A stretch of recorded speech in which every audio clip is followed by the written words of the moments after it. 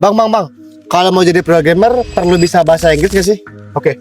Kalau misalkan ada yang mau jadi programmer tapi nggak mau belajar bahasa Inggris, gue rasa mungkin perlu pikir-pikir lagi sih, apakah mau jadi programmer atau enggak. Soalnya kalau ditanya apakah harus bisa bahasa Inggris atau enggak, jawabannya sebenarnya enggak.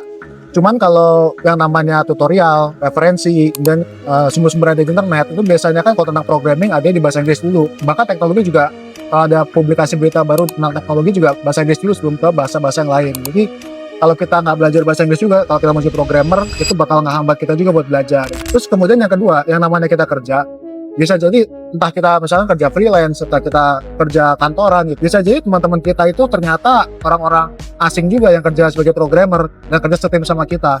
Kalau kita kerja sama orang asing kan juga kita perlu komunikasi dalam bahasa Inggris kan.